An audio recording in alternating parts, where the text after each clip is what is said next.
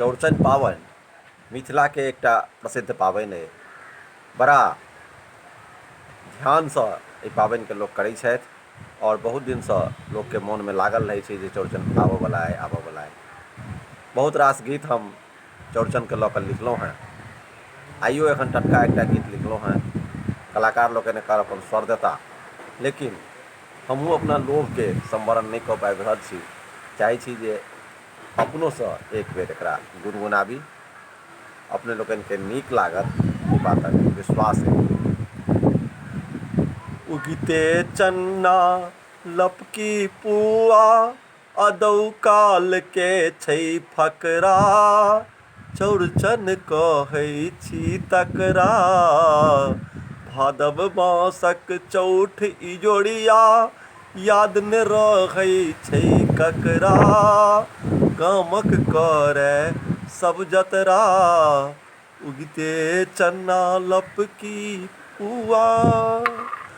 अंगने अंगने अरिपन पड़लै, डाली सब सजेलकैये, खजुरी टिकुरी ओदल पूरी, तस्मै सेहो बनेलकैये, फल फल हेरी गुआ नारिकेर, संगै छै पाकल केरा, लागल छै केहन पसरा, उगिते चन्ना लपकी पुआ, अदौ काल के छै फकरा, चौड़चन कहै छी तकरा।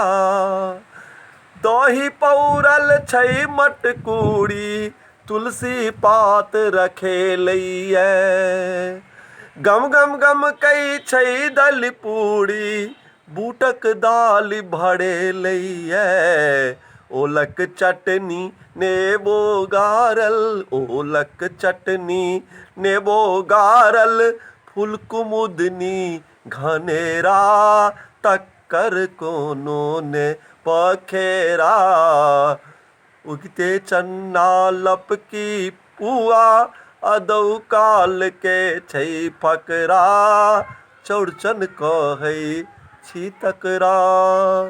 दोसक संगहि चन्ना उगल, बाँसक दोग देखेलैये, रोहिणी सहित कहि कहि मंत्रक, चंद्रक पूजन भेलैये, मणिकान्तक मन आनंदित छै, मुस्की पसरल छै मुखरा, मणिकान्तक मन आनंदित छै, मुस्की पसरल छै मुखरा, मिटतै सबके सब दुखरा, उगिते चन्ना लपकी पुआ, अदौ काल के छै फकरा, चौड़चन कहै छी तकरा, भादव मासक चौठ इजोरिया, याद ने रहै छै ककरा, गामक करे सब जतरा, उगिते चन्ना